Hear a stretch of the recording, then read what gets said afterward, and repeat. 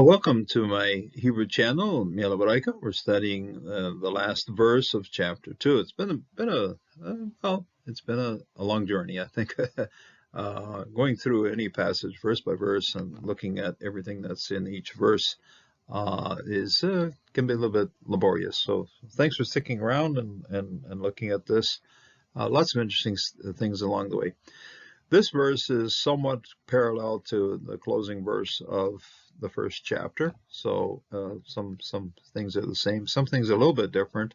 There's a mention of another kind of grain, and we're going to get into that. It's a little bit of a textual problem in this one.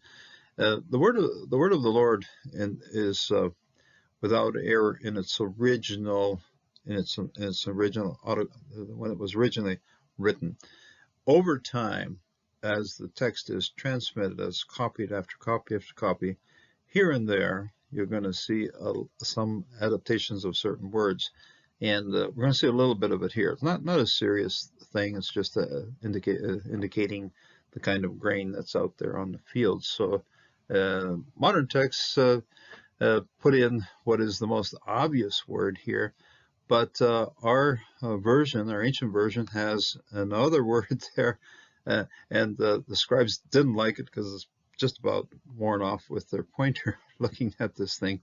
So it is an interesting thing that's happening there. So let's get to it, and let's take a look at Ruth 2, verse 23. Open your Bibles to Standard Translation, and we'll take a good look at this particular verse, which closes out the second chapter of Ruth.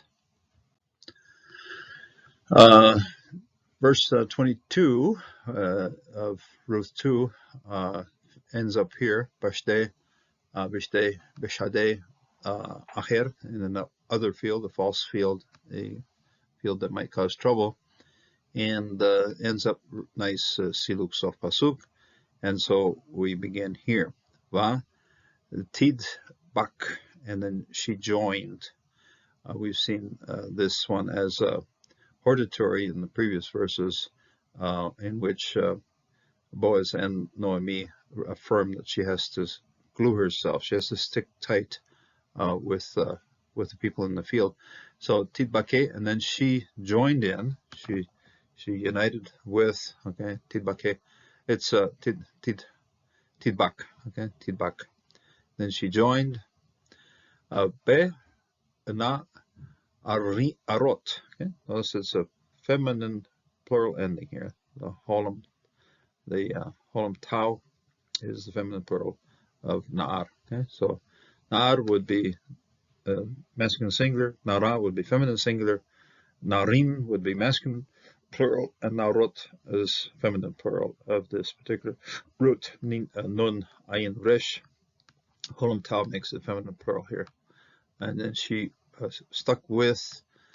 Be is in or with. Okay, be Na'rot, with the young women of Boaz. Okay, so you have Boaz here as his proper name here.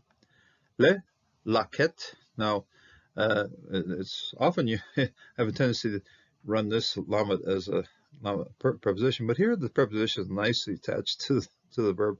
And anytime you see a lamed attached to a verbal form, this is going to be working as an infinitive. So to gather, to glean, okay, in order to glean.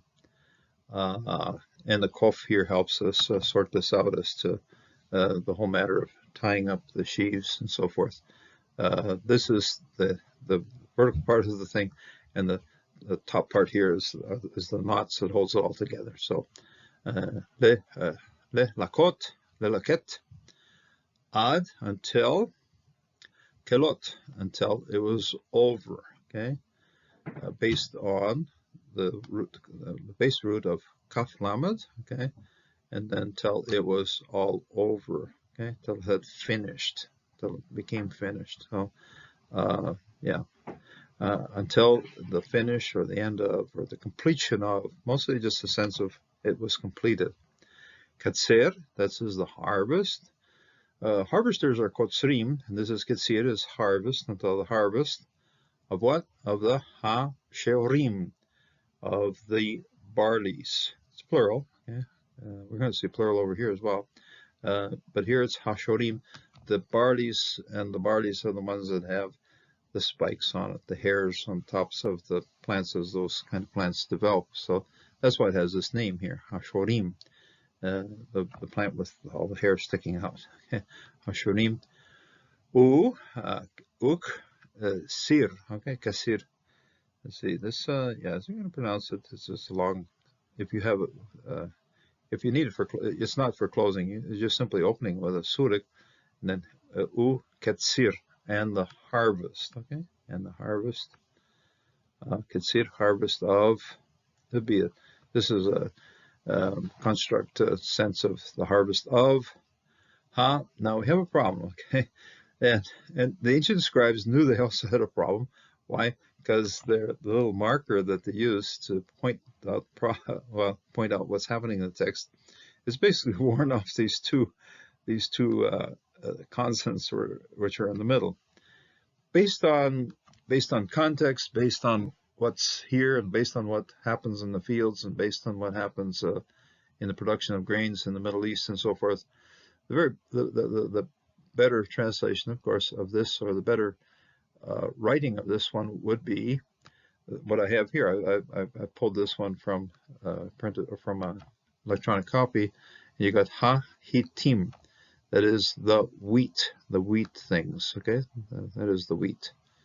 However, it doesn't really look like that. If you're looking kind of closely, it looks like a hay, looks like a dalet, looks like a kof, yod, mem. Okay, hay, dalet, kof, yod, mem. And this is dakim.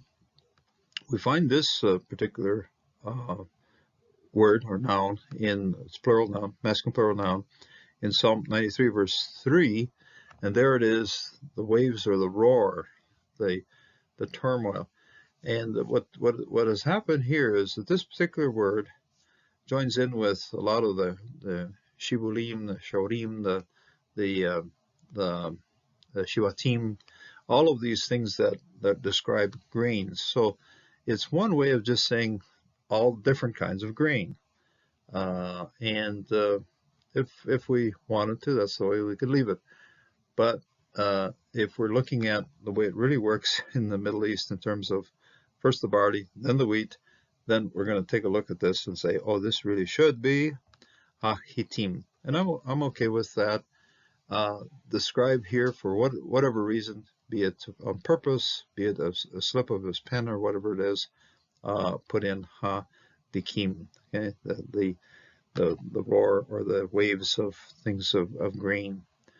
So, and there's not here, and hence this particular part of the verse, and the whole conclusion of the chapter goes on to just wrap it all up with tetsev, and then she lived. Okay, tetsev.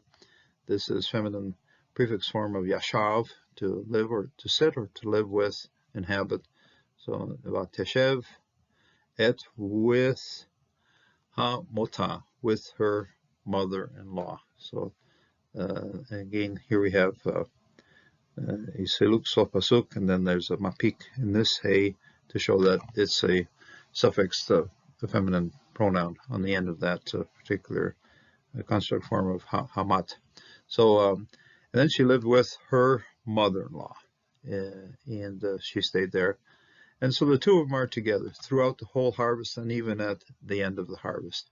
And it's with that the story moves forward into the 4th chapter, Vatomer, and then she said, this is feminine, a prefix form of to say, and then now Naomi then, at the start of chapter 3, begins giving all kinds of indications as to what Ruth should be doing, to go visit the threshing floor, to bathe, to put on perfume, to put on her best dress, and so forth, and the whole matter of sending Ruth over to visit with Boaz and arrange the whole matter of what redemption has to look like, what the role of the goel has to take place, and it has to be defined on the threshing floor.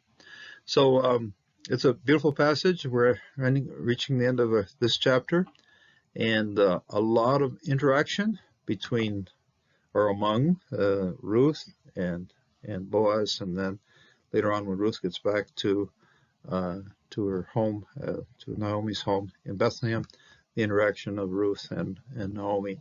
All of it centering on how things work, the work that has to be done, and the relationships of among people, and the safety also of those involved in this kind of work. So it's a beautiful passage, and that's why it's also one of the more well-loved portions of our scriptures. So study it closely. It's for me, it's become a gem over the years. When I started the study, just simply skim over it. Now, getting into it very closely, very deeply, and each study brings forward even more understanding what's happening in the passage. So may God bless and may God strengthen you as you look to His scriptures.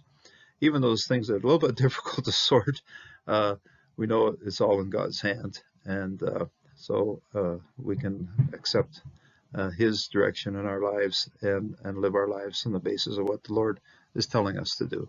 God bless and God strengthen you in this day. Until next time.